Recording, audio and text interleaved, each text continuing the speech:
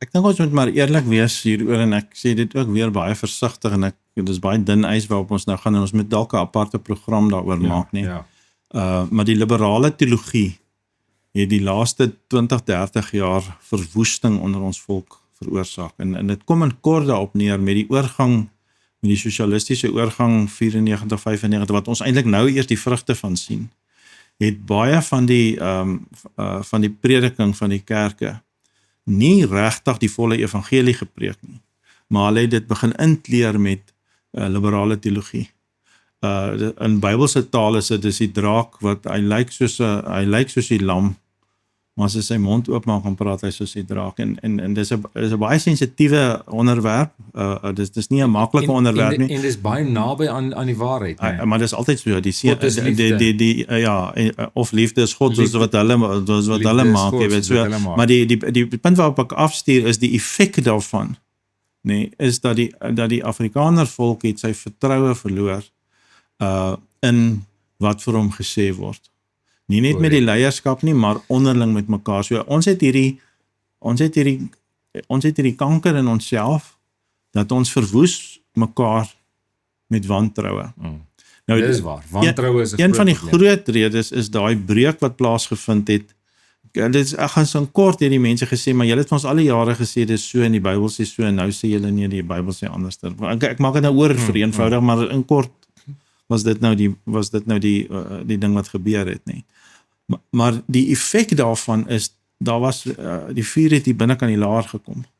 Daar was nie meer 'n binne en 'n buite, wie's nou aan my kant en wie's vir en wie's teen en soos in 'n sekere sin, as ons nie die vertroue binne die volkshuishouding, is ook maar 'n woord wat ek nou deesdae gaan gebruik, beteken hoe die Afrikaner opereer, is nie georganiseer, daar's nie 'n hoofkantoor of 'n takke, dis nie wat ek bedoel. Ek bedoel net 'n volk as ding leef.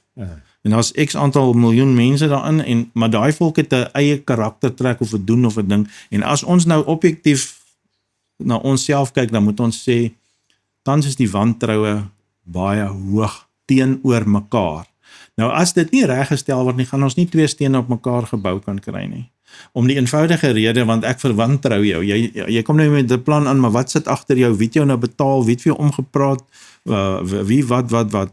En dan kanker dit. So ons gaan nie daai gesprek oor hoekom ons mekaar wantrou kan misloop nie.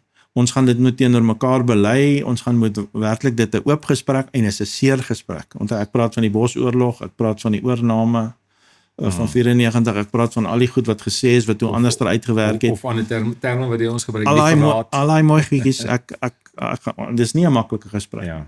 Verstaan, ons het nou 'n jong geslag wat dit gemis het. Jy weet al die ou ooms sit op die kantlyn, die jong mense dra veldskoene, hulle is met die IT in, maar hulle is kultureel bewus. Daar's ook 'n gesprek wat ons moet volg. So in kort wil hierdie aanpak wat ons nou saam met julle het, sê kom ons praat voor die tyd en sê dis ons kaarte wat ons neersit. Ons sê vir julle, ons praat vanuit die Bybel uit. Ons glo dat die Bybel is die woord van God. Ons bely die drie eenheid. Ons is ernstig oor die verbond en ons is ernstig oor wat God beveel en beloof. Maar dan wil ons volk sake praat. En as mens vir jou volk lief is, dan sê jy nie altyd net die goeders wat gehoor wil word nie. Jy moet ook soms sê die goed wat gehoor moet word. En hierdie ding van wantroue, wat 'n kanker is een van daai dinge. Maar hy seer, niemand vat daaraan nie, niemand praat daaroor nie.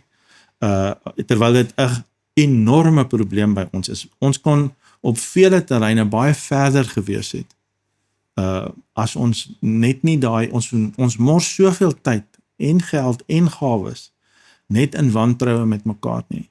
En nou bedoel ek nie, daar is nie mense wat regtig 'n verraadgees het nie. Dis nie wat ek bedoel nie. Ek bedoel binne die volk as geheel vertrou niemand van niemand eintlik nie. Verstaan, daar's 'n wantroue wat hemelhoog is en ons gaan daai ding eers moet regkom en hy kom uit van 3 dekades terug af nie. En ongelukkig hierdie liberale teologie wat ingeslyp het op die Afrikaanse kansels het baie ernstig meegehelp aan hierdie skade, want hulle toe, dit kom basies, die Here wil net individue hê, dit maak nie saak nie, die erediens kan maar Engels wees, of al daai goeters staan en hier sit 'n volk nou en sê maar ek het nou nog gedink die Here wil 'n volk hê en nou hoor ek hy wil nie meer nie en so en al daai goeters het so ons gaan daai gesprek met mekaar moet hê maar ons pak dit stelselmatig aan en ons sit punt vir punt op tafel en ons reageer ook om te luister en te hoor. Die feit dat die mense kwaad is, hier is tog 'n woede ook, nê? Die nadeel van dit is ons skree verby mekaar. Ons praat baie keer nie eers meer met mekaar nie. Verstaan ons skree verby mekaar en dan maak ons die persone wat nou amper half nog besig is om in te kom, jaag ons dan weer weg. Ja, dis 'n groot probleem want iemand is nou hy's nou eers daar. Verstaan as ek dit nou so kan uitdruk, ek weet hy moet nog klomp ander goed insien. Maar nou is ek al kwaad vir hom net omdat hy daai bietjie nog eers raak gesien het. Verstaan en hoe werk mens met geduld? Wat is volksgeduld? Jy weet, hoe hanteer ons dit? Maar die herstelling van vertroue is verskriklik belangrik. Ons moet sê wat ons doen en ons doen wat ons sê. So ons moet daai baie mooi definieer vir mekaar en dis hoekom dit ook belangrik is dat ons voor die tyd ons kaarte op die tafel sit en sê wie's ons, waar kom ons vandaan? Wat is ons uitgangspunte en wat gaan jy weet, gaan jy hoor as begrond praat, want ons sê vir jou, ons gaan sekere goeters op 'n sekere manier sê.